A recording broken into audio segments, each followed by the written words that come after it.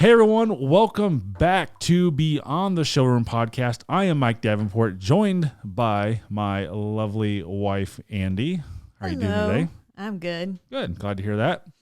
So tonight's subject, I'm really excited about this episode. This is our 4th episode, and we're going to be talking about many things in relationships to buying cars out of state. We were talking before here that you buy all your cars out of state. I do. Even though you've never bought a car. You make me buy them out of state. Exactly. Since we live in Indiana and the dealership's in Kentucky. So I have clients in all 50 states. Can you believe that? I talked to my 50th state customer the other day. Yesterday, I think you texted me. And what state was that? You don't remember? No, I'm asking to see if you remember. It's the biggest little estate in the country. Okay. Delaware. And it was all about whether or not you remember. I remember. Because I pretty much can tell you who the customer was. Oh, can you? What's his first name? Richard. Yes. Very good. I like that. So I'm really good with all that stuff.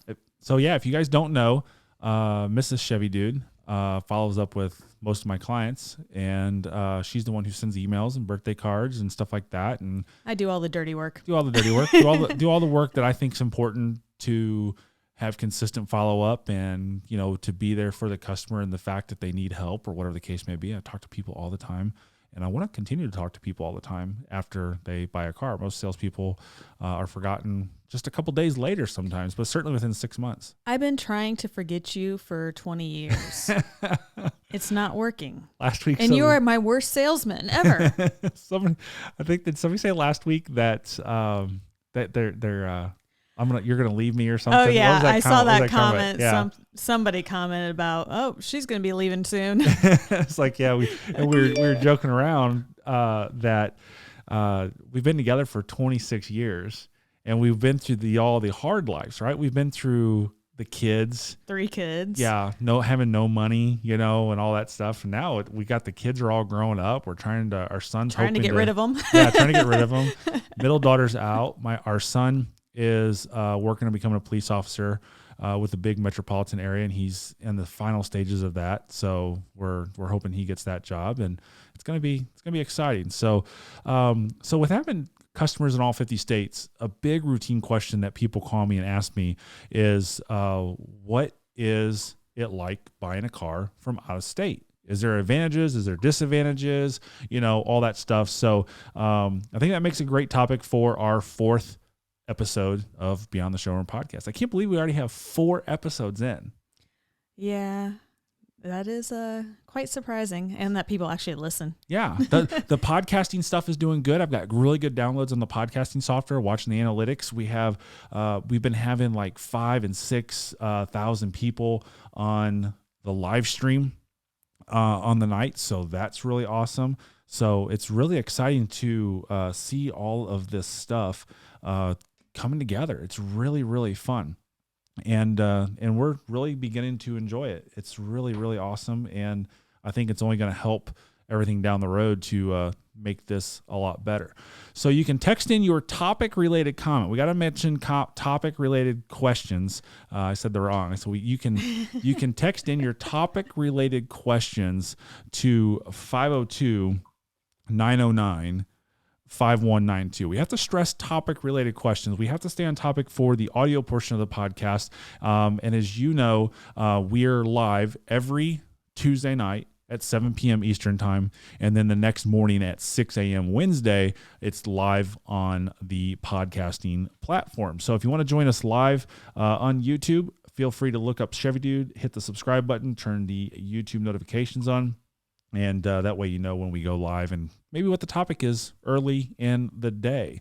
So a couple things that we're going to talk about in tonight's podcast is we're going to talk about pricing on a new car state to state. You could see a big difference on state to state pricing. So as you guys know, we have talked about how to make sure we're getting the right price. We're talking about how to make sure that the pricing is accurate that you're looking at in the past podcast. So it's most important to understand the pricing from state to state, because it does matter from all of the states there in whatnot. Also, sales tax. A lot of people ask about sales tax. How is sales tax handled since I'm in Oregon? Well, we won't say Oregon because they don't have sales tax. I'm in California and you're in Kentucky. And this is going to be relevant to anybody in any state buying. It doesn't matter. It doesn't have to be for me. Again, we don't do these podcasts to promote me for selling cars. I'm doing these podcasts to promote good car buying good car buying tips, car buying techniques to make sure that you get the absolute best deals when you are out shopping for a car. So if you're in Florida and you're buying a car in Michigan or California to New York or whatever in between, that's what we're going to talk about. How the paperwork is handled. That's an important thing. There's always transactional paperwork. How your trade-in's handled. That's always a big question. And then how to take delivery of your new car. There's a couple of different ways. There might be some fees involved, stuff like that.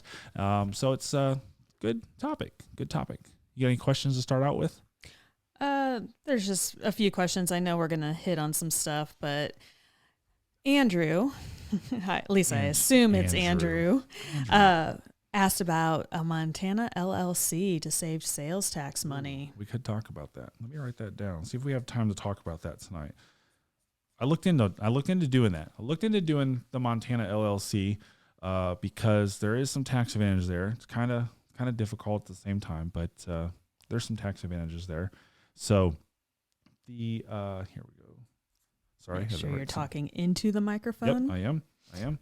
So let's talk about the most important one. Let's talk about, this is the big one, pricing of a new car from state to state. This is extremely important because there's regions, and I'm led to believe that every manufacturer has their own little regions, and every region has a different market. You could have a subprime market, you could have a prime market, you could have all sorts of things going on in different areas of the country. So the manufacturers do have different rebates depending on where you are going to title the vehicle. And I think that's the important part of it, is where you are going to title the vehicle. It doesn't matter where you buy it.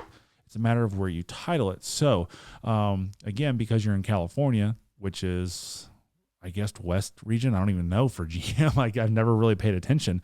So, and I know you probably don't know the regions, right? No. I don't pay attention to that stuff. So Louisville is in the southeast region. If you go to like Indianapolis and Detroit, you're in the north central region. And the north central region typically does have some little bit more aggressive incentives than other regions, because that's where all the factory workers are. That's where Detroit is, all that good stuff. And sometimes you could be dealing with a dealership that might be in the southeast region, but you live in the northeast region and it's only a few miles apart. There's all sorts of boundaries like that throughout the country. And I've shared these regions in the past, and if you Google it, you can find stuff like that. But we have different pricing structures and different rebates, incentives out there with different regions. So maybe the north central region, which is Detroit, they have more Chevy buyers, right? They have more GMC buyers, Cadillac, Buick. So they would have more like leasing. They do have more leasing, yes. Much more leasing. Because of all the plant workers. Yep, absolutely. So with that being said, they may have like a loyalty rebate, right? So so if you own a GM vehicle, typically right now, I think it is 2006 or newer. It used to be 1999. 1999 was forever, and they just recently changed it last year. So if you have a certain model year or newer General Motors vehicle, they give you a rebate. Well, down here in Louisville, we're in the southeast region. We have a big Toyota plant. We have a big Ford. We have several Ford plants. We have another Toyota plant on the west side of Indiana. We have Volkswagen plant down in Tennessee. We have all sorts of manufacturers down here, and I think there's a lot of stuff down in Alabama and stuff like that. Georgia for Hyundai, I think. So down here we have a lot of conquest buyers. We have non-General Motors buyers. So they'll do more of a conquest down here, and that could mean a difference between getting a rebate and not getting a rebate. So there's those different rebates that you got to look for and understand. The biggest question is, does it matter where you're purchasing or where you live? It's always where you title. So if I am titling in Indiana and I am buying from we'll say Fort Wayne dealership. Yep. Fort Wayne's in Indiana, just so you know. What rebate am I going to get? So let's change that up a little bit. So let's go to Fort Wayne, Indiana, because that's North Central region. And let's use my analogy that where we live in Southern Indiana, we're in North Central region of Fort Wayne, Southeastern region for where we live. So we may get a conquest rebate where they're going to get a loyalty rebate. So that happens throughout the manufacturers all over the place. But I guess because you're talking about, so Southern Indiana dealers are part of the Southeast region, but I'm going to a dealer in the North and it's still getting titled in Indiana. So which rebate do you qualify for? It's based off of where you title the vehicle, which would go off of zip code. So Southeast. Yes, region. Correct. It's a good question. I like that. You put That's that. What I'm with. Yeah, I'm with you. I'm glad you asked that question because that helps out quite a bit. So it's all dependent on the zip code on what you are going to title the vehicle in. So it's really, really important to understand that, and it's really, really important to communicate with your dealership on exactly what to do and let them know where you're titling it. So, we have a Chrysler Dodge Jeep Ram store, right? So with Chrysler Dodge Jeep Ram store, there is, oh my God, it's so confusing. Like it's so confusing to me when I sell one of these vehicles. There's about 1 billion questions you got to ask. And I think that you have to get blood samples and hair follicles and you have to sign your life away. Yeah. You have to like jump on one foot and be able to touch your nose. And it's just crazy with Chrysler. But with them, like if you're military, if you work for one of like 18,000 businesses in the country or, stuff like that. If you own a business, or if you have a truck with 3 wheels, if you have a truck with 4 wheels, it's just a lot of goofy stuff. So you got to kind of make sure you can kind of ask that dealership based off of where I live, what kind of incentives are available to me. So that's always really, really important to ask because the incentives do change based off of where you live. And with the pricing that everybody puts on the internet, you want to make sure that you understand that pricing is going to be good for where the dealership is located. So if you're in California and I'm in Kentucky and there's a rebate, you may not qualify for that rebate that we're showing in Kentucky because you got to realize that we are massively people who are hitting our website is in our local area. So does that make sense to you? Yes, the majority of the people are. Yeah. Good.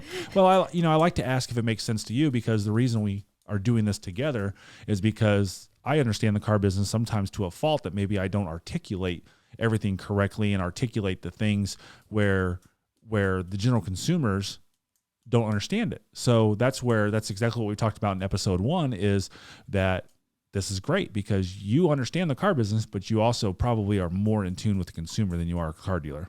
Yes, and I also know that you and I do not speak the same language hardly ever, but we know how to communicate and figure out what we're trying to say to each other. Yeah, absolutely. You speak a little French, I don't. Well, parlez-vous français? No. So along with that, it comes with sales tax and DMV fees. So a lot of people think that maybe they're going to get double dipped on taxes. And I can only really talk about the states that I do the most of the business with. That would be Illinois, Ohio, Tennessee, obviously California. Kentucky. Yeah, California. I do a ton of business there, a ton of business in Florida, a ton of business in Texas. I do a lot of business in Illinois, stuff like that. So the best of my knowledge, none of those states you're going to get double dipped in. So what my dealership does as a precaution is we collect all the sales tax for where you're going to title it and we send it to your state on your behalf.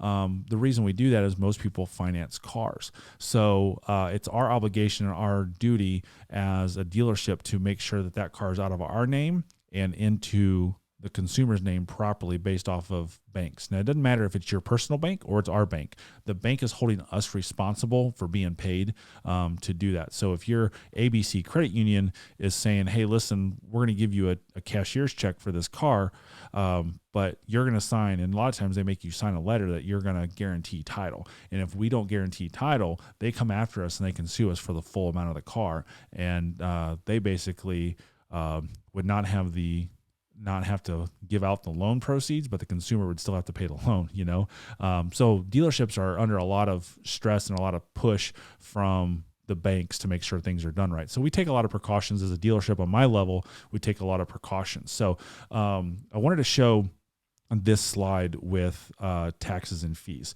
So as I said, we will collect taxes and fees based off of where you live. So this is a Tennessee deal that I just did. And unfortunately, the podcast listeners are not going to be able to watch this, but we're at the 15.5-minute mark of this video. And I've got it up there on the screen that this person is buying a car that's the price is $27,995. They have a trade-in of $10,500. And they have a dock fee of $300. We have a dock fee of $350. Actually, this one that says, is the trade-in the same name as the registrant? No. So this one may not matter. I didn't catch that earlier. So you can see on the screen, it says fee estimate Tennessee. We have a Clark County fee, we have a registration fee, we have a postage fee, we have a wheel tax fee, we have a title fee. Those are all fees that the DMV is charging for whatever reason. So when you go into the DMV, they may just say, hey, your fees are $102.50, but they don't itemize out what it is. The system that I use for 100% of my deals out of state are itemizing out like this. And I'll be more than happy to always kind of show this to a client of mine so that they understand what they know, because I don't want you to pay fees 2 times. I want you to pay once. I don't want you to pay any, but unfortunately we can't get around that. And then down below, it shows sales tax of Davidson County of 7% at $1,984.15. And it looks like there's a couple little local and state article sales tax of $36 and $40, and there's some type of collection of sales tax fee for $1. So your total of $2,065. And at the bottom of that, it's a total of $2,167.65. So we use this program to ensure that we collect all the sales tax. So what I tell my clients, and this is where you need to talk to your dealer, is if I'm collecting $2,100 and whatever dollars I just said, all that money is going to go to the DMV, or you're going to get credit for that. There are reciprocal states. So in Indiana, we have 7% sales tax. Kentucky, we have 6%. We only send 1% of tax to Indiana because Indiana gives credit for the 6%. Therefore, the state of Kentucky keeps 6% and Indiana gets 1%. Does that make sense to you? You're looking at me weird. Oh, I'm just thinking all those times that Indiana state tax return asks, have you bought out of state and not claim this, and wanting to charge you the extra money because you bought somewhere else. Oh, do they do that? I don't even know. Oh, yeah. I have no idea. So that kind of maybe enlightens you. So we send all of the money. You get credit for 100% of the money. And with my dealership, if for some reason hey, the DMV says you owe $2,500 and we collected $2,100, you're gonna owe that. But if they say, hey, listen, you're only owing $1,800 and we collected $2,100, you just call me and we write a check back to you. So that's a question you want to make sure you ask the dealer. It's like, hey, listen, what's your processes? What's your procedures? What's your policy of collecting sales tax, collecting DMV fees? Can I roll that into my loan? Most people want to put it in their loan, Sad. I don't think it's good in most cases, but most people don't put money down on car loans. They finance 100% or more of the value of the car. So with that being said, you need to ask that question up front. What are you going to do with my taxes and fees? Can I roll those into my loan? So if I pay $1,800 and I get to the DMV and they say it's $2,100, I'll do that. But what happens if it's vice versa? You collect $2,100, it's $1,800. What happens to that money? Will you give that back to me? And typically that's not going to be an issue. I think most dealers are like, hey, we collected too much, we'll give it back to you. It can happen different, but that's what we're here for. So, and also in this same program that I use, again, up on the screen for the listeners of the podcast, this tells us everything that we need to know and to collect. So that way we go to the DMV. So my dealership, what we do, because my dealership sells so many cars out of state and I'm responsible for probably most of those, but we use a third party company to send everything to the DMV. So in a nutshell, what happens with this third party company is they make us get all of this stuff and they tell us what we need up front. So that way we can send it to the DMV and get everything done for you. None of this stuff is really that crazy. It's pretty routine for us. It's not anything out of the ordinary or anything like that. So, but you can see there's a lot of stuff to get to. So I haven't paying attention to the comments. I know Andy pays attention to the comments, but I mentioned that doc fee earlier. I get it. I see the comments on my doc fee video. I know people don't want to pay doc fees, but it is what it is. I just bought a car. Yeah. And I paid doc Somebody fee. just commented about, did your dealership just raise your doc fee? We did just raise our doc fee. So I've commented that in the past, but I've also commented that we've had the same doc fee for probably 15 years, right? I've been with the dealership for 10. It's always been that way. And for the people who started there in 1999, they said it was pretty much always $200 or $299.50. So we did just raise it $50. Not that big of a deal. It happens. We can't control it. There's nothing I can do about it. And like I said, I literally just bought a car and I'm paying the doc fee myself. So I'm not even immune to that as well. So, and that was one thing I was going to talk about. You got to ask, what's the doc fee? And we're in Indiana, we're taxed on the doc fee, right? So Indiana taxes the doc fee. So we get charged 7% of that $399.50 that were $349.50. Oh, fun. Yeah. So it is what it is. So the next part of the subject, any questions on that? Those? Well, yes, we do have one, and this is always the major one, Illinois. Yes. And this was actually a truck driver that was in yesterday. He said he was a truck driver with the truck caps. Oh, yeah. And he said, I heard some dealers in Illinois can charge both Illinois and your state. No, I'm glad. That's awesome that he brought that up. So, I met him. He's going up north to northwest Indiana after he left our dealership yesterday.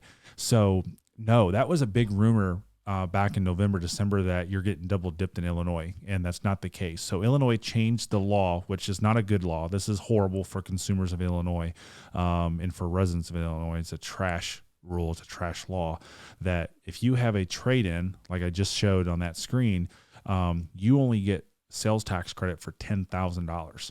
So if you have a $20,000 trade-in in most states out there, you don't pay sales tax on $20,000. So if you have a $40,000 car, you have a $20,000 trade-in, you only pay sales tax on $20,000. Well, in Illinois, that's not the case. You only get sales tax credit on $10,000, so you have to pay sales tax on $30,000 rather than $20,000, and that's trash. That you're being double dipped on sales tax. Again, nothing you can do about it. Nothing that we can fight about it. Just have to fight with the legislators. But I think the Illinois New Car and Independent Dealers Association, they're trying to fight it and trying to win. So they're really working hard for the residents of Illinois. Which Illinois? The right one or the left one? The top one or the bottom one? They're really working hard for the residents of Illinois to ensure that they're treated fairly and properly. So right now they're not, but again, it's life. It's beyond our control. There's nothing we can do about it. Okay. Well, we have one more question regarding sales tax. And this is from Brent. He lives here in Indiana and is looking to buy a truck in Ohio. He wants to know if he can ask the dealer to pay the sales tax. That would be part of the negotiating. So anytime that I'm negotiating with somebody, they're like, pay the sales tax. It's just negotiating the car deal. So there's not, unless you got it in with the governor of Indiana, which I don't. I'm going to have to pay sales tax. So you're always going to have to pay sales tax. So it's just a matter of negotiating the sales tax out of the deal. So if the dealership says, hey, listen, we'll sell it for $20,000, you got $2,000 in taxes. If you can get to $18,000, that's kind of like the same thing. So it is what it is.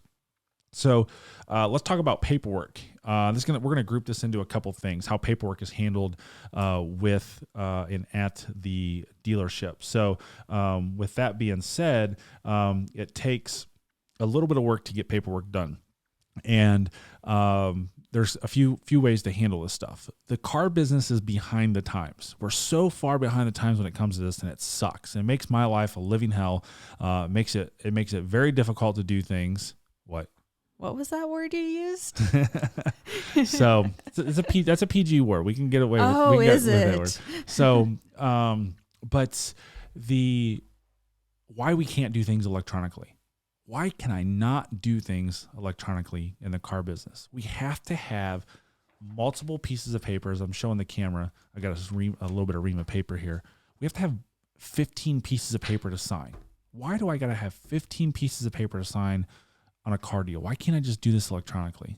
It makes it so simple, but it's not that way at most dealerships. Some of the banking institutions are doing things electronically. So if you go outside the car dealership and get a loan at your credit union, sometimes they'll just email you and they'll do it. So one of the things that I would talk about with a customer when it comes time to trying to earn their financing is, oh, you don't have to go to the bank. You don't have to make 2 trips. Well, I can't really say that anymore because now it's all done electronically and makes it easy for the customer. So we're so far behind the times on that. So like I said, this is going to group in with the last thing is how to take delivery of your new car, but I'm going to handle just this little bit here. So handling the paperwork can be done a couple ways. So hopefully down the road we get electronic signatures and we can do electronics. And this is coming from some of the banks, right? So with my clients in my dealership, I will overnight you paperwork and have you sign off on it if you're going to ship the car. And I'll enclose an envelope and a return label so you can send all the copies back that you signed, and then I'll tear the copies off and put them in the car for you if you're shipping the car. So, or you're coming to the dealership and you do it the old traditional way. But in a nutshell, a little bit of back and forth on mailing. But my dealership, I overnight everything. And in some cases, depending on where I'm at with things, on the deal, the day of the week, the month, whatever my pay period, sometimes it comes into play. We get paid on deals from the 1st to the 15th with my dealership. A lot of dealerships are this way, and then 16th through the end of the month. So if I want to get paid on a deal, I'll be like, hey, let's overnight this so they get it on Saturday and we get it back on Monday, right? So we can kind of work that out. So sometimes I'll do Saturday delivery on things. It's more expensive for the dealership. It doesn't affect me in any way, but it just gets our deal done quicker, and it helps the customer out too, because if I know that stuff is coming back and I see that the tracking number has been scanned, that all the paperwork's coming back, I've never had an issue. I take that back. I had one mistake and it was not my fault. But we're going to say it this way. I've never had an issue with paperwork being done wrong. One of my business managers forgot to send the bank contract to Mississippi or Alabama to a customer, but luckily we knew him. He's a family member of one of our managers, so we still let him. We still let somebody take the vehicle. He had a third party picking the vehicle up and taking it down to him, a family member, whatever. I can't talk tonight, so we still let him do it, even though we didn't have a signed bank contract. So, but there's certain circumstance that he was an employee's family, so we let it go. But I've never had that issue. So if I start seeing that that the tracking number has been scanned by UPS, the paperwork's all back. A lot of times customers will drop it off like a UPS store, and they'll send me a picture mail of their receipt that they dropped it off.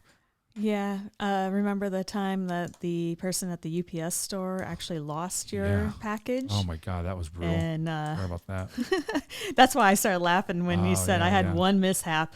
I was like, the person lost your package. God, I worked hard to find that package too. And we were on the phone with UPS, and the UPS is like, oh, it just got scanned. Yeah. How instantaneous is that? Because the person finally found where it got hidden. I think that was Washington State, if I remember right. So I don't remember. But I forgot about that. So, but once that's done and we're shipping the vehicle, I'll probably get transport going, because transport takes anywhere from 3 to 5 days to pick up your car, and then depending on where you're going, West Coast 6-7 days, Florida 2-3 max. So I try to limit downtime, because anybody who's got a Corvette on order right now, me included, maybe you, I don't know, maybe you are. No, I'm just waiting for the one in the garage to be mine again. We kind of want our car now. We're tired of waiting. So yes, I think everybo's tired of yes, waiting. It's been an emotional roller coaster for sure for everyone. So, so I try to get those logistics going pretty quick. Again, that's each dealership, and if a dealership's not used to shipping cars, then they may have some lag there, but I do it every day, and it makes it a little bit easier. And that's something you can do too, is, communicate with the person, is like who there is most often working with customers over the phone. Do you have a salesperson that sells a lot of cars over the internet? Do you have a salesperson that deals remotely with customers? You can ask for that person. You have that right to ask for that person. Like, I want to deal with somebody who is very, very in tune with dealing with customers over the internet, and that I'm not going to come in there, stuff like that. So that helps out. That helps you out as well. With that being said, you were going to say something. I was just wondering if you had gotten done with your rant there and are going to move on to shipping. Shipping. Okay. That's what you're here for. You in my rants. Yes. I like it. So move on. So with the shipping, the shipping is really, really simple. So I'm trying to look at my analytics here. So with the shipping, you can kind of do your shipping on your own. I would never recommend UShip. I know a lot of people say, do UShip. I would never recommend UShip. So we're not going to go into why in this particular podcast. But if you can work with a broker, you can work with a shipper on a routine basis. That would help out. You can work with an independent person, get recommendations from your friends on social media, from Facebook. And then most certainly, dealerships ship cars every single day. We ship cars from auction. We ship cars throughout. It makes it really, really simple for a dealership to handle it. And that's why I've kind of over the years have kind of handled a lot of the shipping on my own, because I've built some relationships with shippers, big national firms and the local guys, that we make sure that we get things done in a timely fashion. My local guy that lives here in Louisville, he will get something to Texas like tomorrow. He's a beast, right? So you just gotta check on shipping. So typically shipping, I always ship enclosed. I've shipped a couple open here and there, but my main goal is to ship everything enclosed, because the likelihood, the risk of having damage happen to the car could be there. Truck drivers lie. Shippers lie. They don't want to take responsibility for it. So I'm not like bashing any driver or anything like that, but it's taking responsibility sometimes is extremely hard to do, especially if there's repercussions from your company, from, your pocketbook, whatever else is out there. So sometimes things happen. So I think that minimizes the risk on shipping enclosed, than open. And there's usually only a couple $100 difference between enclosed and open transport, like sometimes like $300. So it's worth $300 to not have the headaches and not have the issues of having issues with that car getting damaged. And then this time of year, it's wintertime, right? So I just had TJ Hunt in the store, and you looked at his Corvette. If you watched that video from Sunday night, you watched that Corvette, and it had road salt all over it. It had snow all over it. He lives in San Diego. That car's never going to see snow again. So that's just that too. Do you want to get debris and road salt and grime and rain and all that stuff, mud, dirt all over the car too? There's a lot of things happening down the road. So you just never know what's going to happen down there. So it's always good to ship enclosed. And we did have a question about paying double shipping charges. I assume that's if you trade in and buy a vehicle and are just doing the shipping. Yeah, that's actually one of the things I was going to talk about. So again, it depends. So when you have a trade in, and I always tell my clients that are on the West Coast, you just really need to find somebody who will just buy your car, sell your car, go to a dealer, put it up for private market sale, whatever the case may be. It's tough to trade you. And with my dealership, it's tough to trade you in California, Washington State, Oregon, Miami or Arizona, all those places, and ship 2 shipping costs back and forth. You're going to have 2 shipping costs back and forth for sure. Which goes into somebody asked who pays the shipping. Yeah, customer pays the shipping. Yep. So I wouldn't recommend trying to hit that with the dealership. That is the dealership's going to say no. I can promise you that. So unless they're really, really desperate to sell a car, which I have had that happen now that I think out loud. But the dealership's probably not going to pay for shipping of your car. And if they do pay for shipping in the car, you can guarantee you're going to get the cheapest shipper that they can find. So now that you're putting risk on your car. And yes, that's the driver's responsibility. Yes, that's the shipper's responsibility. But again, do you want to walk down that avenue? So I had a pretty burden of proof, because you never know what they wrote on their slip, bill of lading. Yep. And could sit there and change it later, etc. They could, because I have a copy and they have a copy, and they're like, it was right there when he signed it, and you may not think, hey, Mike, do you have that bill of lading for the pickup? Do you have a copy of that? And, you don't think that, right? A lot of times you don't know that shippers give a copy at each destination. So it's kind of tough to know that, especially if you don't do it every day. So there's some things there that you have to watch out for. So like I've had some pretty affluent customers that they're like, I don't care. I had one customer pay almost $4,000 in shipping costs. He paid $4,000 or $2,000 each way of shipping a car. His trade-in back, he was in Washington State, north of Seattle. It was a rough place to get to. Actually his ZR1 got shipped up to there before his Z06 came back to me. So I had a little bit of risk that I'm getting a Z06 and I'm praying to God that it's in the condition that he's saying. So, but that's just the way it happens sometimes. So yeah, for the trade-in, if you're really far away from the dealership, there's a couple different things. Sell it on your own, get it to the dealership at your cost, drive it to the dealership, stuff like that. Like with my regional guy, since we're in Louisville, if he's going to Michigan, East Coast, Texas, Oklahoma, Iowa, Florida, if your car will fit in his trailer, that I'll ship that back at no cost, and he'll do it for me as well. It's the deal that I've got worked out with him. So I got all these Corvettes sold, and some of them have trade-ins, which I'm really excited about getting. So a Corvette's going to fit in that trailer with no problem. So he has his standard operating procedure that I've put him in place. Like, hey, listen, here's what I've told on the car. If you see anything crazy, call me, let me know. We need to hit the brakes right away. So that way everybody's protected on both sides of the deal, the customer and the dealership. So, but that's really a dealership protection. So, if you do have a regional, place, then you can ship that back and forth with no problem. Any more questions over there on that? Well, it's kind of a roundabout question about shipping, but John asked, is it possible to purchase a vehicle from you and pick it up here in Kentucky, drive it around the mainland, and then have the vehicle shipped from Hawaii or to Hawaii from California? Oh yeah, that's not a problem. I did that. I did that with my South Korean customer. So I sold a Corvette to a South Korean, and he got it here, and he drove it around, all over the place. And then I shipped it to California, and then it got shipped from California to South Korea. So yeah, you can do that all the time.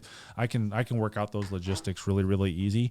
And most people should, but you got to realize that there's a lot of work when it comes to shipping. There's a lot of BS that comes with shipping. There's a lot of safe falls that you have to have in place. Insurance is the biggest one.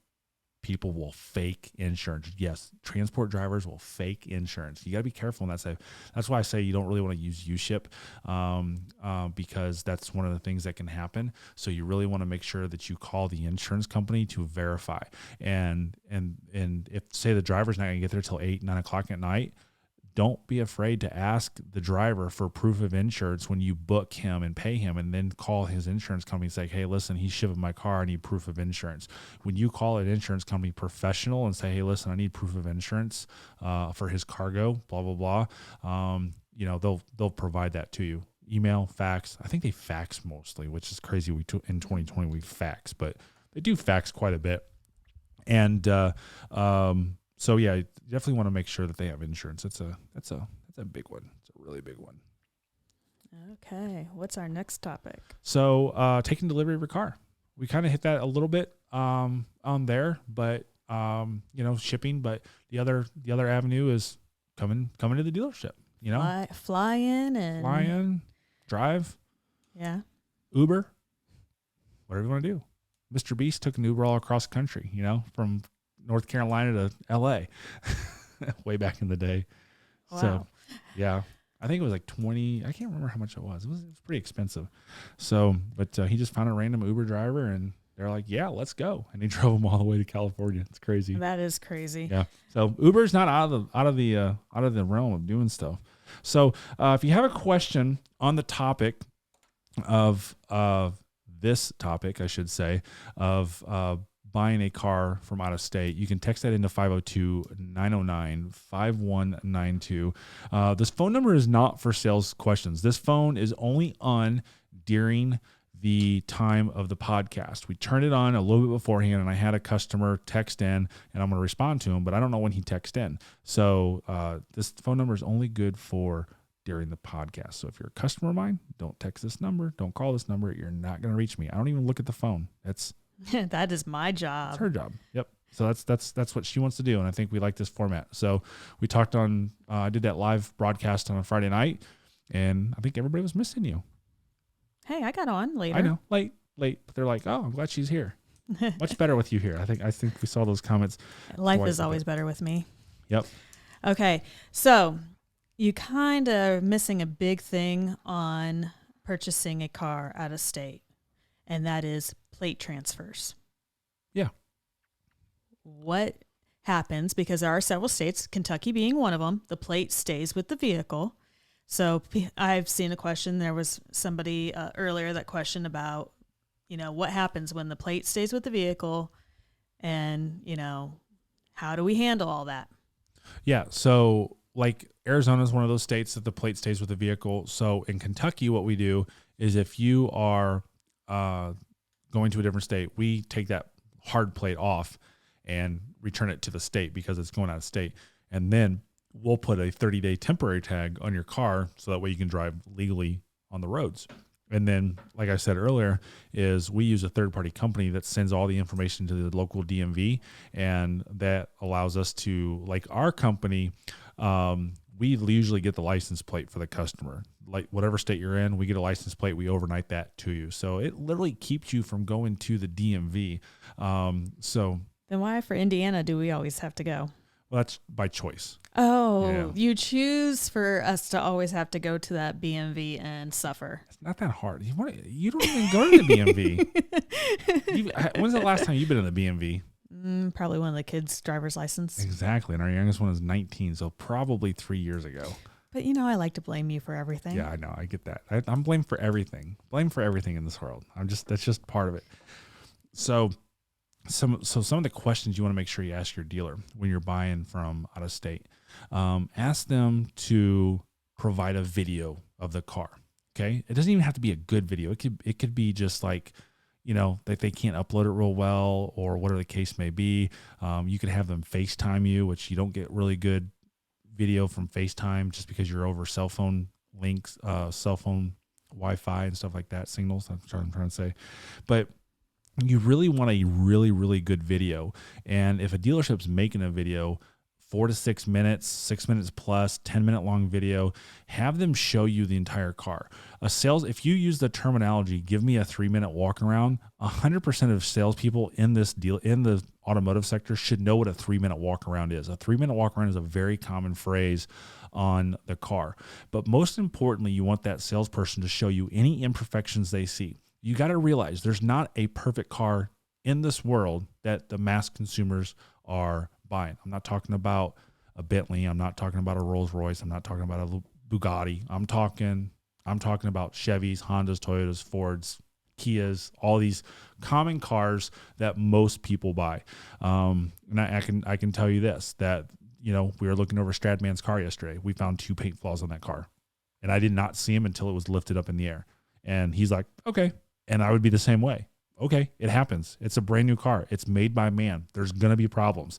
So there's going to be mistakes, right? But so just ask that person to point out any flaws, and you can give them reassurance. You want to give the salesperson reassurance, right? You want that salesperson to know that you're asking great questions to be reassured that you are taking the time to travel to this other state, drive to this other state. It doesn't even matter if it's a 45-minute drive. It could be a 10-minute drive. You want to reassure that salesperson that, hey, I'm just wanting to know so that way I can make a well-informed decision. If there's problems, if there's flaws, if there's scratches, if there's paint chips, I'm not too worried about minor things. It's the major things that I want to know. So if you see anything at all, curb rash on the wheels, I want to know this from you. Will you please do a video? Will you FaceTime me and show me anything out there? FaceTiming is perfect, right? So I don't FaceTime too much because I have a software that I use, a software that I pay every single month, that I can make a really good video on and send it to the customer in a link, and they can watch it on the internet. And it's not YouTube, right? So YouTube uploading and rendering and stuff like that, it just takes forever. It literally, I record a video that's 6 minutes long. Within 10 minutes, it's in your text message and you're watching it. It's that quick. So like I just had a customer from Wisconsin. We're in Kentucky, right? We don't have much snow down here. We don't have much road salt. We don't have rusting underneath. Wisconsin, a little bit different story. Us being from up north and being in the major snow belt, we understand when someone calls me and says, hey, listen, I want to see the underneath of this vehicle. Will you send me pictures? Well, I'm said, sure, no problem. I can send you pictures, and I do video. I think video is better. So I did an 8-minute video on this guy and showed this entire video or entire vehicle to this customer. So that way he knew, and he bought the Jeep, right? So he flew down here from Wisconsin and bought the Jeep. So, that was important to that customer to make sure that the underbelly of that car was not rusted out. It had flaws, stuff like that. But that's every person's different where they're coming out at. So that's the type of things that you want to do. You just reassure. I didn't have to ask questions. Well, why do you, a salesman may be like, well, why do you want stuff from underneath, right? Somebody in Florida, who's down in, a salesman's down in Florida is not going to understand a Wisconsin customer or Michigan customer asking about rust and stuff. They just don't know, right? So it's good that you're going to get a little maybe pushback from the salesperson, but that's why you need to give them confidence on your decision-making process, that it's not to tell the salesperson no, it's to tell them yes, that you know that you're buying a good car and you're not wasting each other's time. And when you put that to the salesperson, it's like, listen, when I come there, I want to buy a car. I don't want to come there and have you do all this work and then I find mistakes or flaws or stuff like that and I walk out without a car. It's wasting both of our times. When you put that to the salesperson, that's going to give that salesperson confidence out there. 100% of the people in this world are salespeople. You're selling something to them, they're selling something to you. Everybody in this world has got something to sell. If it's love, if it's a valuable product, if it's a tangible product, if it's an intangible product, everybody has something to sell. And that's what you need to do, is you got to sell that salesperson on the idea that you're wanting information, so that way you can make a good informed decision. Ask for that Carfax auto check, don't be afraid to spend $50 or $100 on Carfax if the dealership uses auto check, and do it. Our Corvette, that's right up in our garage. We have a dirty auto check. No, take that back. We have a dirty Carfax, but we do not have a dirty auto check. So it's good to check both of those on a long distance car. Again, a minor accident's not that big of a deal. Minor accidents, dents, scratches, stuff like that. So, okay. Tell me about the flaws. Oh yeah. So make sure they show you all the equipment inside that vehicle in that video. And that if they have to do pictures, they have to do pictures. But not everybody is comfortable on video, right? I'm getting better. I know, you're doing awesome. I mean, yeah. No, I'm getting better at being on video, but it is kind of hard to sit there and be looking at a camera and seeing yourself and not liking what you see. Yeah, I met this lady back in October. I don't know, I can't remember her name, but she's everybody knows who she is. But I don't, right? So I think she's a fitness guru or something. She was at this conference. I was back in October in LA, and she had a really good analogy for getting comfortable on camera. And I wish I'd have known this. And, just look at it as a camera as one person. Don't look at it as a camera. It's just like you're talking to one person face to face, eye to eye, and that's what you need to focus on. And when you think that way, the camera gets better. Like you and I aren't really just like staring at the camera, right? So we're just talking to each other. I try not to look at the camera. But down the road, I mean, you look how far I've came from day one to day, today, how I am on camera. I'm completely different on camera than I was 10 years ago. So, but yeah, so not everybody's comfortable on camera. So if they need to send you 100 pictures, let them send you 100 pictures, but just, ask them to help you make a good decision in buying a car. Okay. Are you ready for some more questions? Sure. Because I got lots of them. Good. Let's talk about if you're writing a check, are you required to show proof of funds? That's a dealership policy, but I don't think there's many dealerships that would just say, hey, listen, okay, you can write us a personal check and leave, right? So most dealerships are going to take certified funds, wire transfer, stuff like that. So, wire transfers can be tricky from cross coast. So, different, what do they call those? Banks? Federal reserves, because it has to go through federal reserves, So it's important to, that it could take some time. A California bank could take, 6 hours for that money to get in.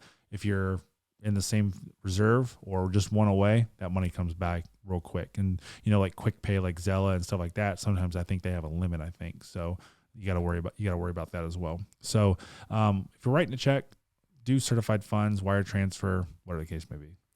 Okay, I got a two-parter here. I just bought a Cadillac from Ohio. I live in Indiana. Is it normal for the Cadillac dealership to send me a check for the taxes? It could be, yeah. So it just depends on the dealership's policy. So they did their due diligence and they collected this in Indiana sales tax, and they may just be like done with it at that point. So again, every dealership's different. So my dealership, we go the extra length. And that comes a lot from our comptroller. Our comptroller is very A-type personality, and she is very controlling, and she is very awesome. She runs our business very, very well. She protects Mr. Bachman, Mrs. Bachman extremely well. She's been there from day one. She's been with our company. We've been in business for 38 years. She's been there before we sold a car. She's the one who set this company up. So extremely smart lady. So she's got her standard operating procedures in place, and we go by them. And she's not like some wicked lady that nobody likes. We love her to death. So hard to deal with sometimes because of the way she does things. But that's her job. She's the accountant of the company. So it's a dealership policy. If they wrote you a check, they probably made that out to the Indiana DMV or whatever. I hope they wouldn't make it out to you personally, but so yeah, it's just depending on the dealership's policy or what they do. But you should just be able to go over and do it and not have an issue. And then part two of that is I have disability plates here in Indiana. Can I park in a handicap spot with our new paper plates from an Ohio dealership? So what I would do is keep your disability plate and display it either in the back window or the front window, so that way you're protected. I would assume if you get a ticket, because I've never had this situation. I don't have a disability plate or anything like that. I would assume that if you get some sort of ticket and you can prove that you are disabled and you're not just taking up a handicap spot because you're lazy and you're rude and inconsiderate, that the court would just throw that out. Yes, it's kind of maybe an issue, but I think commonly not very many police officers ticket things. I know the ADA is real big on this stuff, but you got to realize that majority of handicap spots are on private property, and police officers do not go on private property to ticket. So unfortunately, we're landlocked, and we do use a couple of handicap spots just to park cars in at the dealership. And since 2012, and nobody's ever gonna get a ticket there. So, but we're pretty conscientious of it and try to keep them free. It's usually like on a busy Saturday or something like that.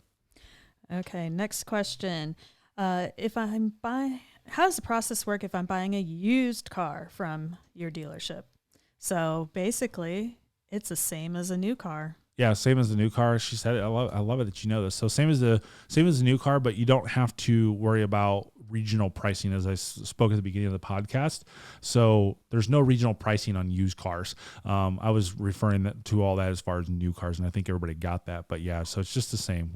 My dealership, we price everything dead on. We price everything effectively to make sure that you get the best pricing. So yeah, it's all the same throughout the industry. And we've had the question of somebody's moving from California to Nevada. Which would be the better place to buy a truck?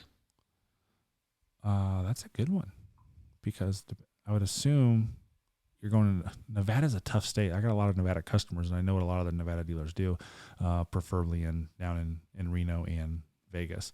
And I know how California dealers are.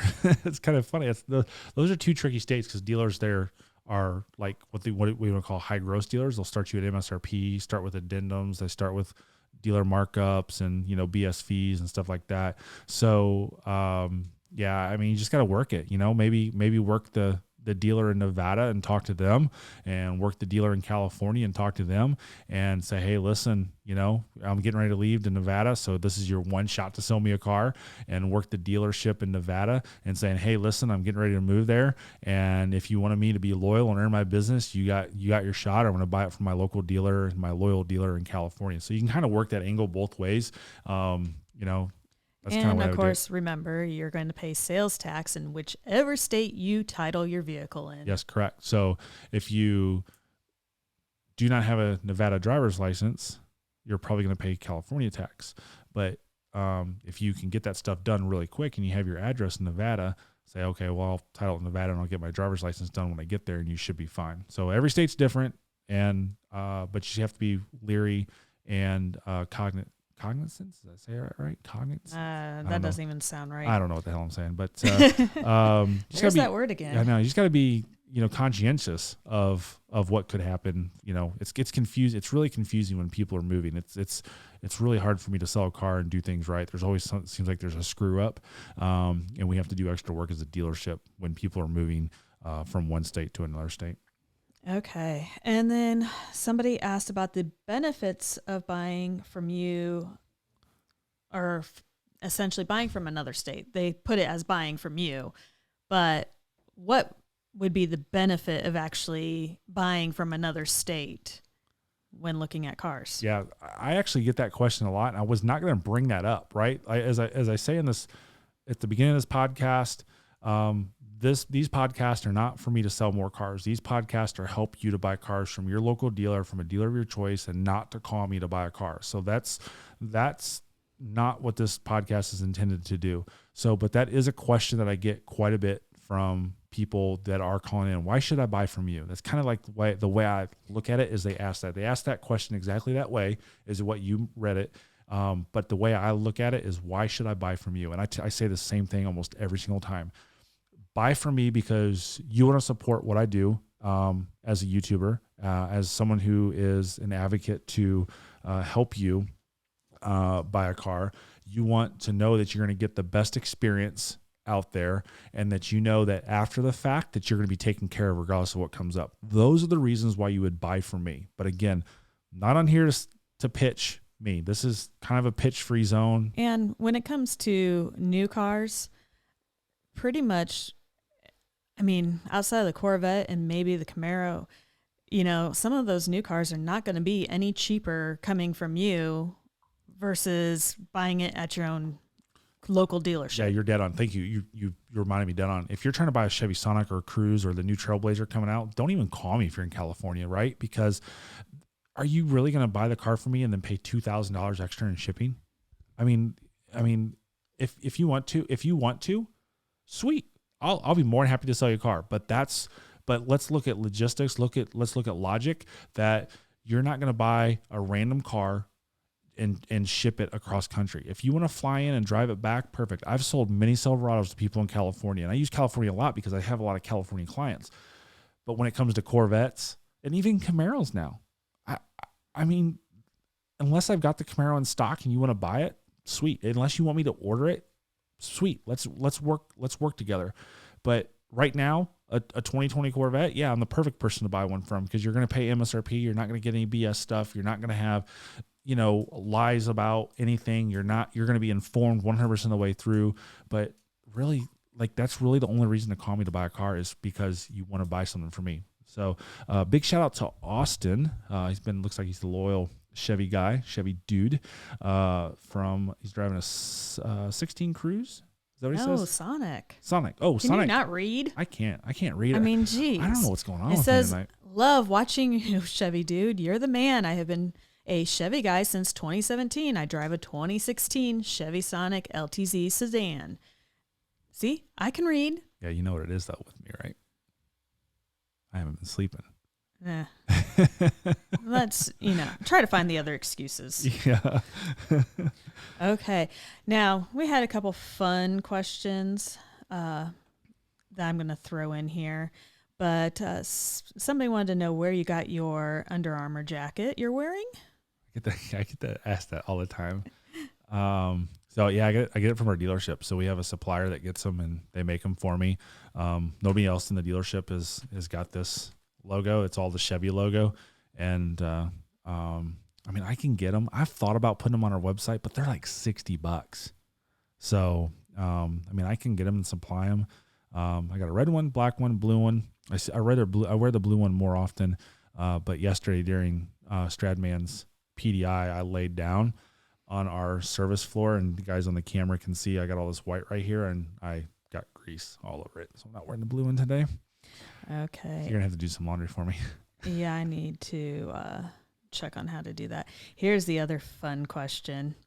In a race between me and you, me and the C7, you and your C8, who's going to win? Oh, C8 all day long. So if you go backwards, Camaro versus Corvette with me and my daughter. So she's 17 at the time or 16? We talked about 17. That today. She was 17 at the Almost time. 18. 16, she learned how to do burnouts. 17, she was drag racing, right?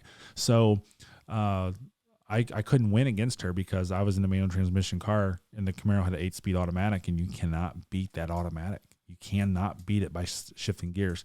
With this new DCT, you have no chance. I give you half a car length, and you probably couldn't beat me still. Full car length.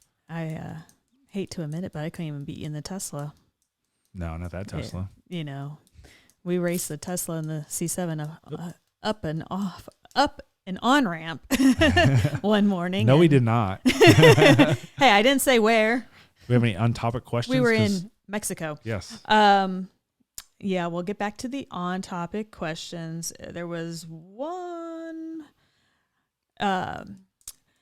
First-time car buyer with no credit. Used or new car better? It depends on what you want your monthly payment. So new car, you're going to have a higher payment. You're going to have less worries. You're going to have full warranty. Used car, maybe have a little bit of risk on buying a used car, but much lower payment. On a used car, you're definitely going to need money down. On a new car, maybe you can skate by with no money down. So it just depends on what you want to do with that. So you just need to look at both ways. Used cars, typically, they're sold at retail, and banks look at loan to value for that based off of wholesale value. So you're already going to have over book value because of that. On new cars, they may look at invoice, but they calculate rebates as cash down. So you're going to be in book value, a better book value, loan to value on a new car. But you just have the pros and cons of higher payment, lower payment. Okay. We can talk about this out of country. We'll do this one last question for the audio portion of the podcast. Out and we of country. Can afterwards for the people listening on the audio portion, we're live every Tuesday, 7 p.m. Eastern time on the Chevy Dude YouTube channel. And then Wednesday morning at 6 a.m., we are going to push the audio out for everyone to listen to. And we're on all the platforms. I know we're currently on 3 or 4, but look it up Beyond the Showroom on your favorite podcast platform. So out of the country, somebody mentioned Hawaii. Hawaii's might as well say out of the country, but there's not the logistics of getting it out of the country. So let's talk like Canada buyers. I did see a question earlier regarding, Canada buyers, which you did have a Canada buyer. No, I haven't. So, no, just joking. But yeah, so they bought that used car. And basically, what that does is there's logistics of exporting and importing a car. So many times, 'cause I've done it more in Canada than I have any other country. I've shipped cars. Obviously, I mentioned South Korea earlier. I've shipped cars to England, Australia, Italy, South America, no Africa, no China. I've never shipped anything over there. That's cool. So basically, you need to get the title to the border usually within 3 days, 3 full days before they go over. And with Canada, you have to pay your tax right when you cross the border, your duty or whatever it is. You have to pay that tax, and it's expensive. I can't remember how much it is, but it's not cheap by any means. And so it's just logistics of doing it. And then, of course, shipping the car, if it's going overseas, boat's going to be the cheapest. You can certainly do airline. Airline's going to be extremely expensive. I have shipped cars on airplanes before, but it's extremely expensive. And then, but boats, you could take 2 to 3 weeks for that car to get from the port and out, and never, ever, ever, ever put personal items inside the car. You'll never get them. They will be gone. The car's always unlocked. There's people who sneak into the ports. They sleep in your car, all that stuff. So with that being said, I think we're going to be done with the audio portion of the podcast. So again, for the audio people, thanks for joining every Tuesday night, 7 p.m. Eastern time on the Chevy Dude YouTube channel, Wednesday morning, 6 a.m.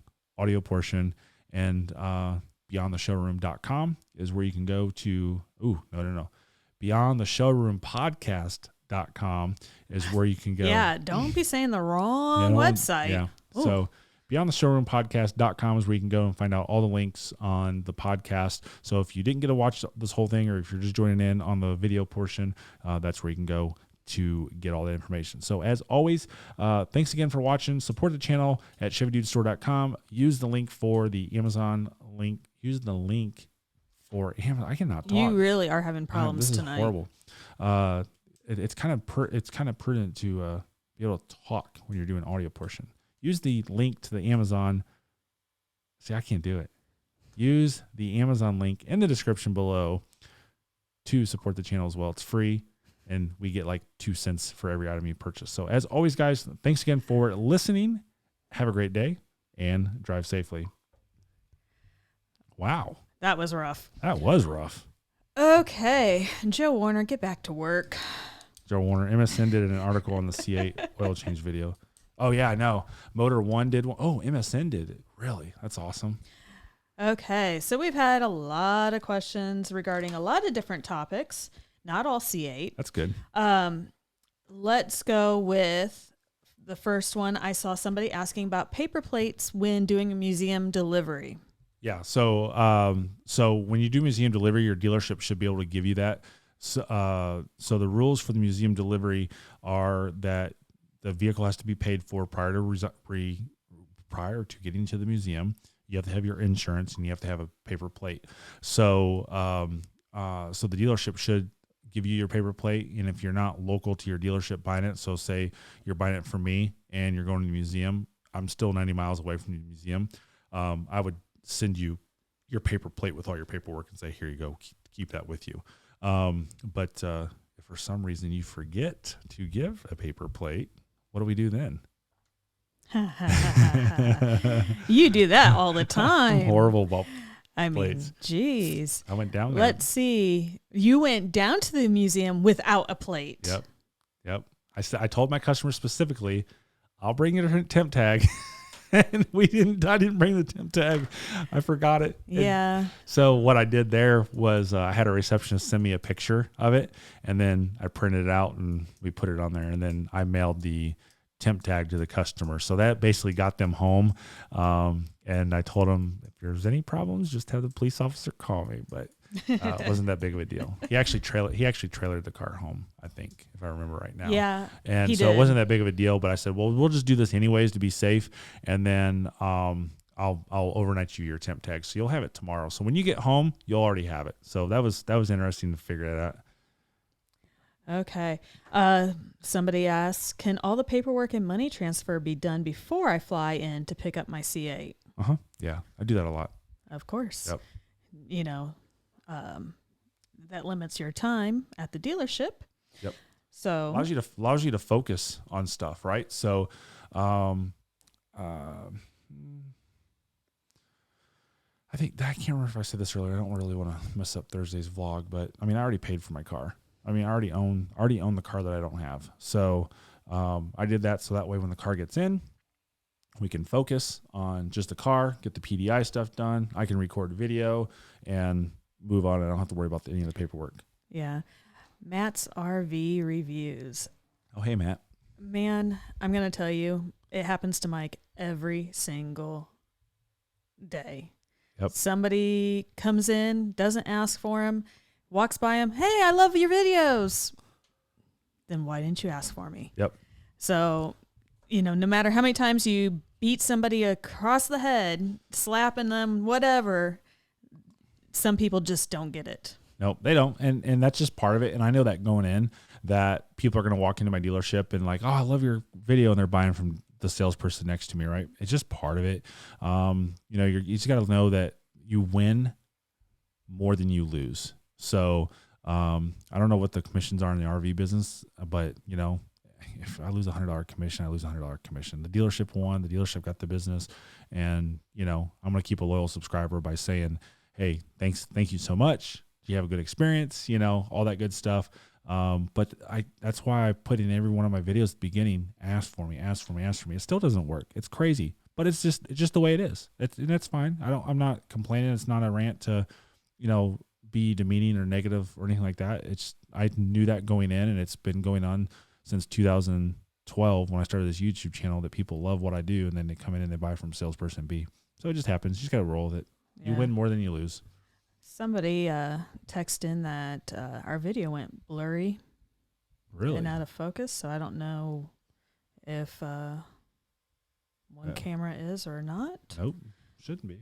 I got that text came in at 8:11. My stream health is excellent.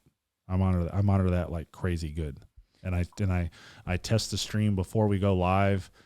Within 5 minutes of going live, actually 15 minutes of going live, because I have to start rebooting routers and stuff like that. It takes a little bit of time. Okay. And Brock Phillips wanted to know where we can download this podcast. It'll be up tomorrow morning at 6 a.m. Eastern time. Because Brock, I think he's in Florida. I've seen Brock's in Florida. Okay. I've seen several comments from him, and he says he's in Florida. There's another Brock that is like in Australia, New Zealand stuff. So I've got like a couple Brocks. I've been paying attention, and like I said, he said he was in Florida. Yeah.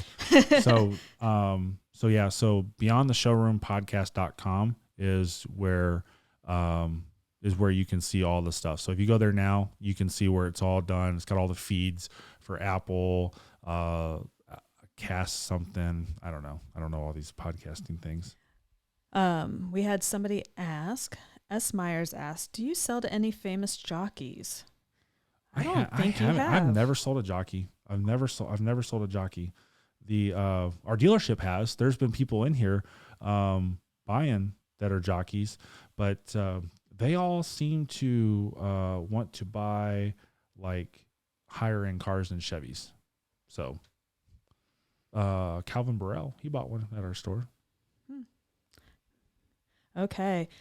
If you have a 2020 C8 and 1100 status, can you still lose your order if GM takes away the allocation? Yep.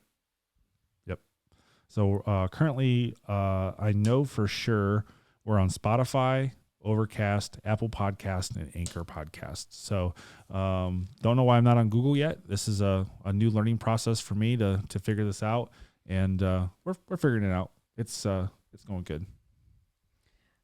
Okay. Which airport is closer to the museum? Nashville is closer. You're like an hour from the museum, and you're 2 hours from your 90 minutes. You're 90 minutes from the. If you go to Louisville. Yeah, if you go to Louisville. Okay. Here's a great one. Pros and cons of buying a demo vehicle. Demo vehicles are typically now driven by owners. So therefore, I think in Indiana, some of the dealerships still let their salespeople drive demos. they do. So demos are almost dead. So there's too much risk with it. DUIs, drugs, all that stuff. So so a lot of dealerships are doing away with it, and a lot of insurance companies are putting pressure on dealerships to do away with the demo program. So the issue with demos is if the owners are driving them, they beat the hell out of them. they just don't care. It's not a car to them. It's just a vehicle, right? It's not something that they have passion of. It's not something they love. It's not something they have much money into. They know that if they damage it, they just send it to the body shop and they fix it, and it's just not a big deal. So that's the issues. You usually have it dirty and you have mileage. The discount that you get for the mileage usually does not outweigh the depreciation on it. But after 4 or 5 years, if a car's got 5,000 or 6,000 miles on it, it's not really going to affect it. So it just depends. The service loaners that we have, they're usually pretty good. I don't have too many problems with those. Some of them, I got one that's wrecked. I had one that's wrecked that I had to disclose to a customer that was wrecked, but it's not that big of a deal. YouTube customer as well. What up, Ahmad? He's tucked in what up like 1,000 times. What? Okay. So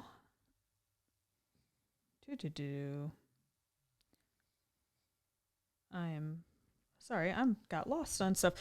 Somebody asked about aftermarket and LPO if you are doing a museum delivery.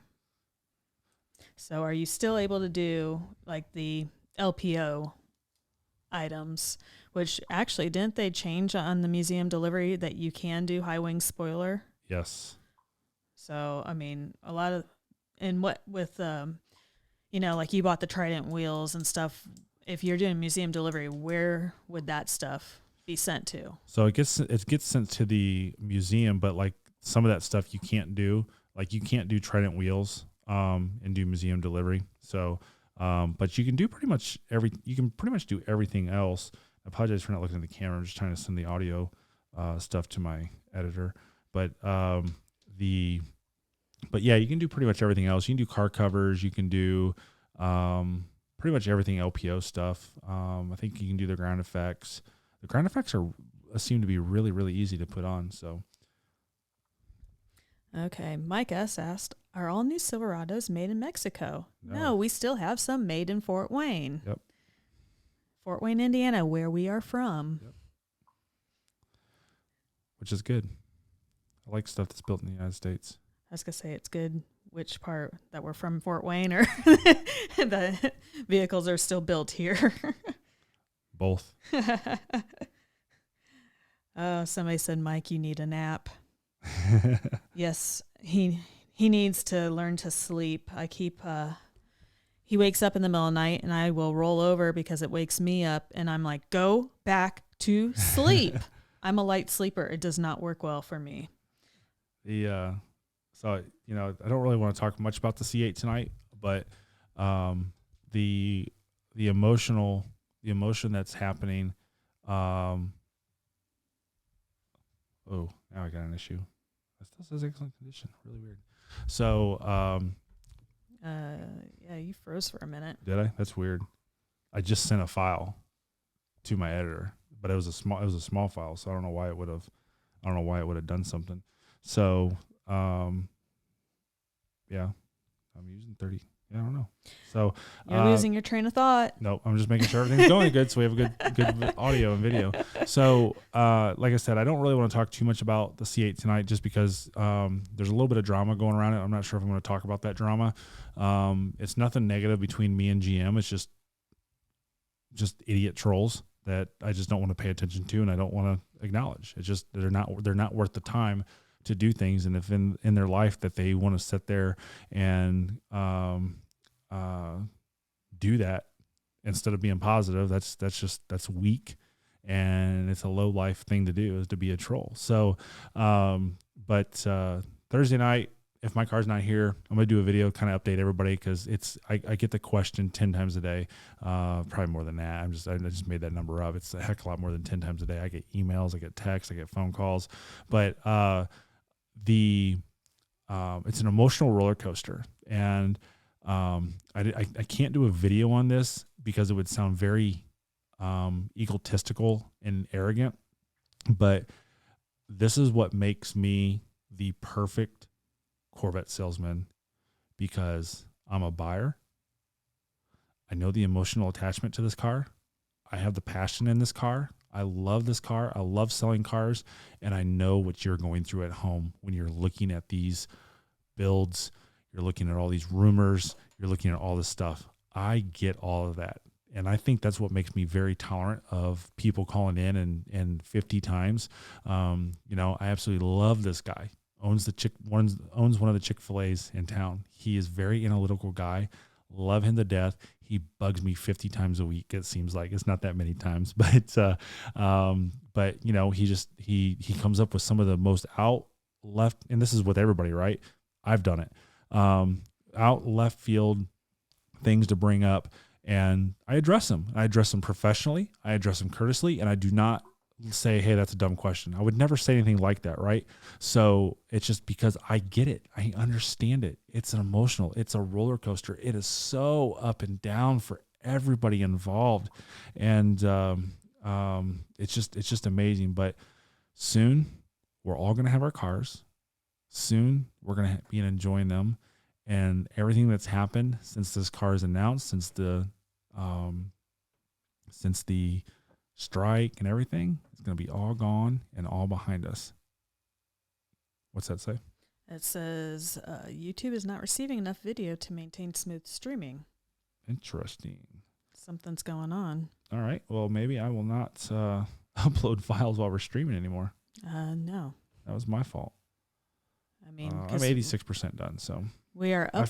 I figured it is a gig. I didn't think it was that big. Sorry, You're guys. uploading. I'm uploading twice right now. Yes, and you know that we need the higher stuff. Yep. Okay, so we have no Z06 updates. Yep. As of yet. That was a question. And I'm going to get off the C8 for right now. And we have Aaron, who has a 14 Silverado V6 double cab, has 90,000 miles on it. Wondering when he should trade it. So I always love to tell people to trade before 100,000 miles. It just seems like before 100,000 miles is that kind of that trigger. But now with trucks, you can trade it in at over 100,000. You're not going to take a huge hit. You can go out to places like TrueCar, my website, and Kelly Blue Book Instant Cash Offer, and you can play around with stuff. You can go out there and say, hey, listen, if I trade this in with 90,000 miles or I trade this in with 101,000 miles, look at the difference between the two. Now we have an excellent condition. Sorry, guys, I completely screwed that up by trying to be efficient and uploading multiple things here with the video quality. You cannot do that. Write that down in my thing. Don't do this. So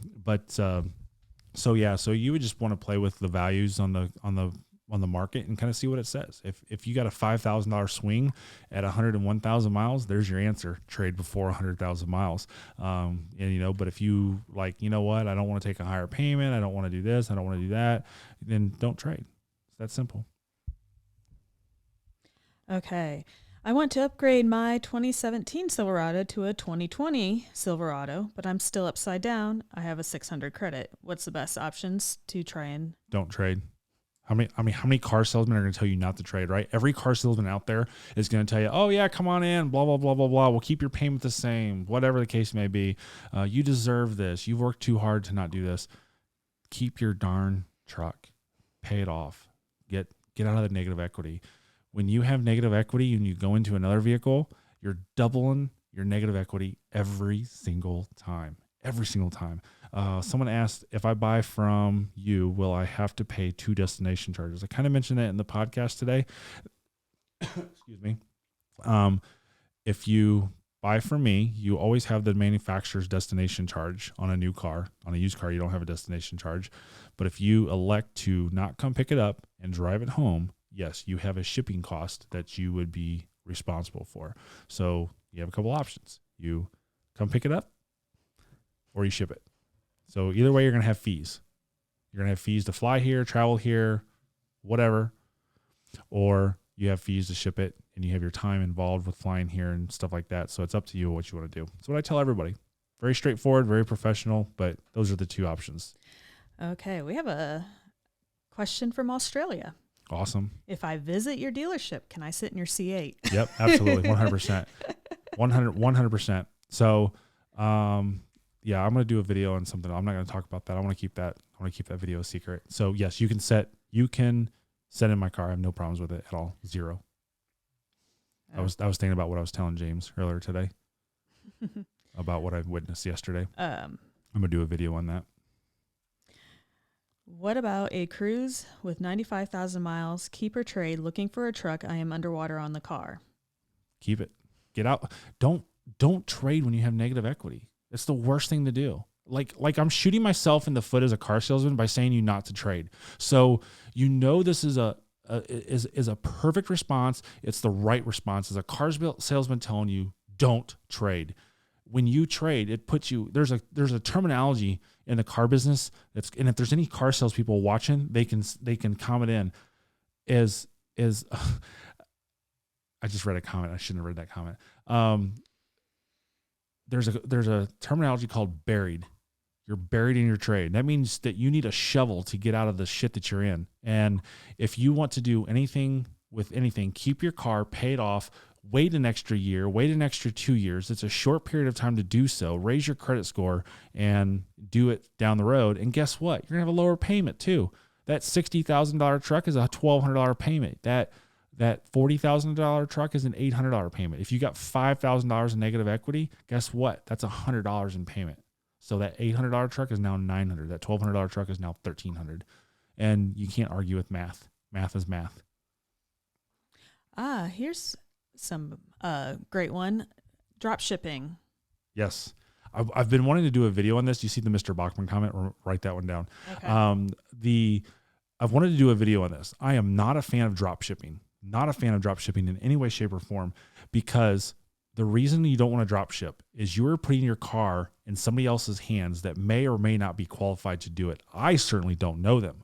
You can go there and vet them, but if something happens, now you're tied to that dealership to properly do your car, to PDI it, all that stuff. You're going to have some costs associated with it, $300, $400, $500. The dealership may throw a curveball and say, hey, listen, now we want $800 or we're not giving you your car. They can't do that. It's your car. You just call the police and say, hey, this dealership's stealing my car, right?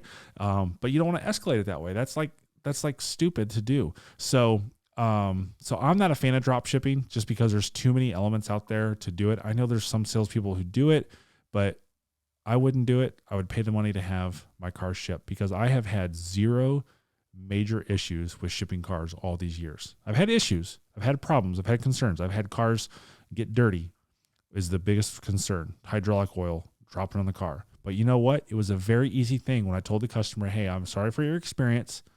It's beyond your control. It's beyond my control. I'll handle it with the shipper. Go get your car professionally detailed up to $250. I'll pay for it. And $250 for a full detail on a brand new car is way more than it ever needs to be. You should probably get it done within $50, $75, right? But I want to go beyond. I want to go out in left field and say, just, hey, you got $250 budget.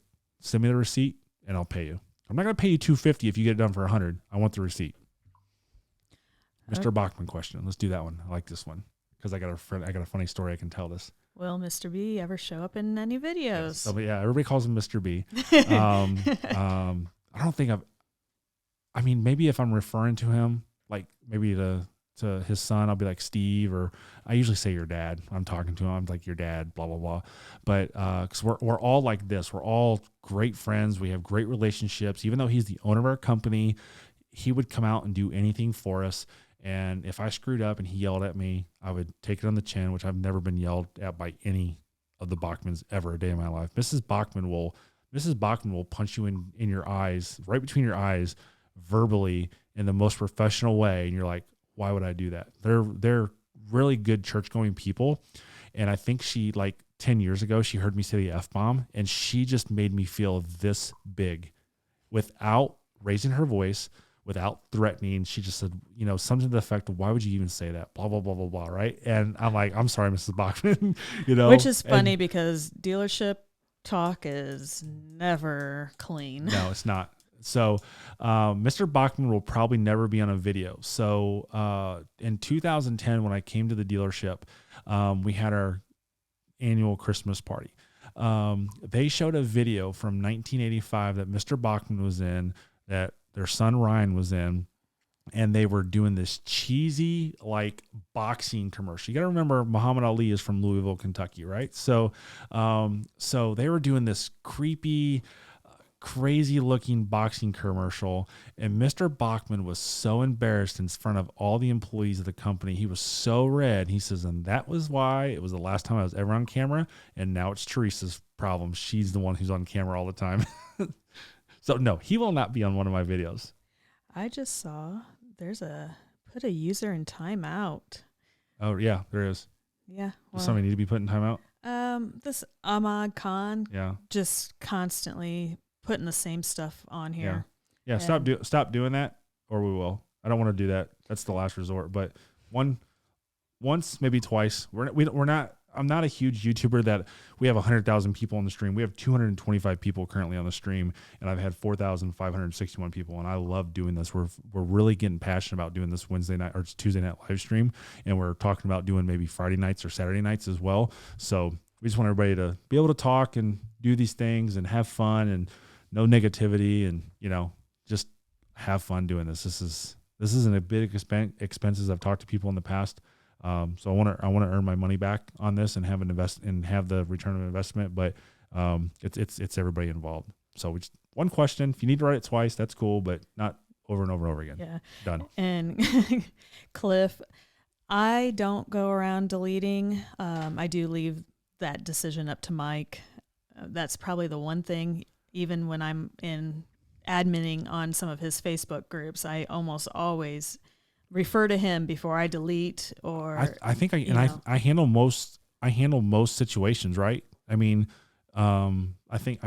I handle that professionally. I handle that directly, and there's no negativity. There's no drama there. It's just, hey, it's a situation. Let's handle it. Let's get over it. Here's why you don't want to do it. Here's why you want to do it, and we'll move on. So I'm lucky that all the stuff that I run, I don't have too much problems. YouTube, I let run a little bit different than I do Facebook. I think Facebook is more a personal touch than YouTube, because you certainly can have fake names on YouTube much more easier than you can on Facebook. But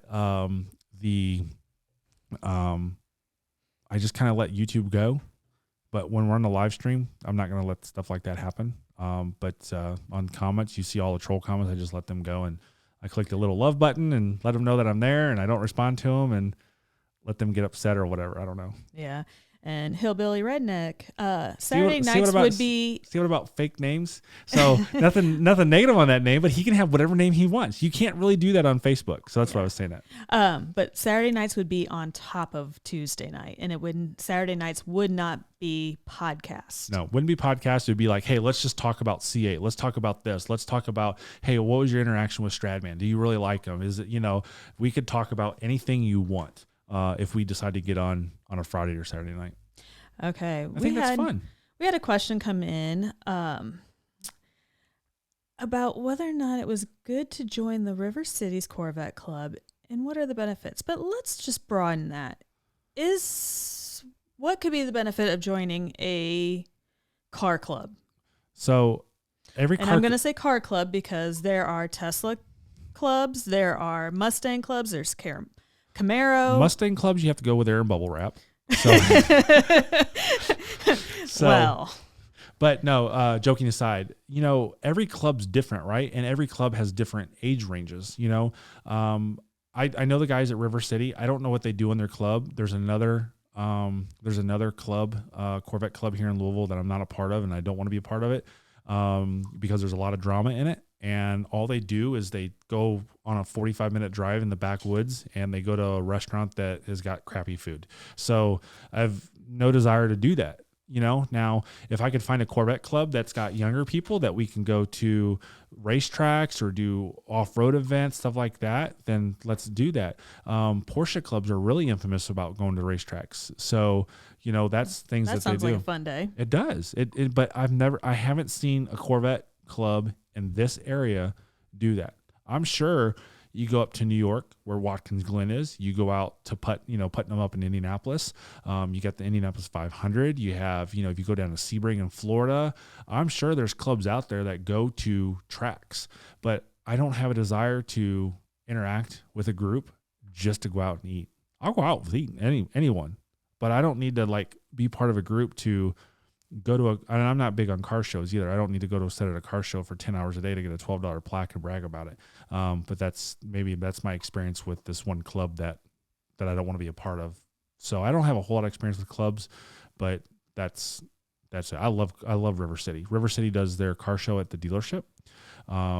They have a fantastic organization that they raise money for, Hospice, and they raise a ton of money for Hospice, and it's awesome. Okay. S. Myers, are you guys getting fed up with the Tesla? No. I love my Tesla. Now, this is going to be like a video we had talked about doing as to why I love my Tesla. But, the one thing is, I was thinking about this maybe this morning, the other day, but Tesla, the company, not so fond of. But the car itself, I love the car. I have so much fun driving it. Now, when I do get a chance to drive my C7, which is very rare right now, I love driving that thing. But it's a whole different ballgame because it is a manual transmission car. So I feel more empowered when I am grinding through my gears and driving that car, especially if I'm having a pissed off day. It really helps work out some energy. What? Are you done with your rant? It's not a rant. Oh, I just wanted to say I would. Hey, this is the longest I've talked on this. I know. I was like, dang, on this live stream, whatever. She's getting into this. I love it. Yeah, let's talk about Tesla, and you'll have me talking all day long. I was like, oh yeah, I was sitting here the whole time smiling. I'm like, oh, I'm going to ask her if she's done with her rant. This is awesome. I love it. And, hey, I love my C7 too, and everything, but they're two different cars. They're, I love not going to a gas station. Mike sat there and put a lovely little snap up the other day about having to go to the gas station to put gas in the C7 after I drove it. He's like, what? You've been driving the Tesla so long you forgot how to do this? And, in my defense, when I looked at the gas gauge, there was still a quarter of a tank in there. That was plenty for him to get to work. I didn't care about him getting home. Here's a perfect thing. No, I just saw Brock Phillips. I do not currently have a Porsche, but I'm still welcome. He's talking about going to their events because a couple comments up, he's like, I go to their events. This turned me off. This situation turned me off so hard with the Corvette Club that I was just referring to, that I'm not a fan of. I go to this brand new Cars and Coffee. I've never been to a Cars and Coffee before, but the guy asked me to go so he can promote Cars and Coffee for his business. It wasn't something that he paid me to do. I did it because, I'll go. And there was some Ferraris there. There were some Lambos there. We took the Camaro and the Corvette. Nice cars there. Super nice car. Corvette owner pulls up. These cars are trash. He starts talking bad about a Lamborghini Huracan. And I'm like, what? He says, these people, they think they're better than everyone. I'm like, what? I'm like, are you kidding me? I was like, what are you talking about? And I was like, I had to walk away from that guy. You know what? If they think they're better than us, they spend more money on their cars. Good for them. Yeah. But, I personally love supercars. Yeah, absolutely. And, even though I wasn't a fan of riding in the Huracan and I never chose to even drive it, it's a beautiful car. And I love supercars, and I will sit there and I love watching Supercar Blondie. Oh, do you? I don't really watch her. Well, I see things on Facebook. Yeah. I don't watch anything on YouTube, which is really bad because we are on YouTube. But well, I was actually going to get ready to say that. So kind of behind the scenes thing, I don't really watch any YouTube. I don't have time for it. I I just, if I'm watching YouTube, it's because I'm working. I'm watching something to learn how people do things, or I'm watching something for educational, like, hey, I need to do this, or I need to do that. Like I was like behind us, the cameras here, we have a bunch of those square foams for noise deadening, for sound deadening. So I was reading how to put those up, and I was trying to do it without gluing them to the wall. So that way, if I ever take them off the wall, I don't damage it. Well, it didn't work out with all the things that I saw. It didn't work out. And I just glued them to the wall. So we're going to damage the wall when we take them off. But that's like what I watch YouTube for. So, I was like, what are you ranting about now? Oh my gosh, you're going to rant. So speaking of rants, let's end it with one more rant. So if you got a question, pick it good. I kind of like this one. All right, perfect. Having driven the C7 and the C8, if you had to only choose one, which one? Oh, man. And it's a tough question. I think it is a tough question, especially when it comes to the fact that our C7 is a manual transmission. Yep, that's what makes it tough. So when I first got into the C8 and drove it, I did this. And I tried to put my hand on the gear shifter, and you kind of have that muscle memory, right? You know where that gear shifter is going to be at. And I do this, and my hand started closing, and I go boom like this, and my hand fell flat. And I'm like, oh, wow, that was really weird. Just muscle memory. Kind of like the times that I'd get in the Camaro and try to put the car in reverse and actually turn on the windshield wipers. Yeah. So. It's hard to like old technology. I would say the C8. And the reason I would say the C8 is because I know how that dual clutch transmission runs. Absolutely awesome. I love it. Absolutely love it. But I love the manual transmission. I love the gear shifting. But the car's faster.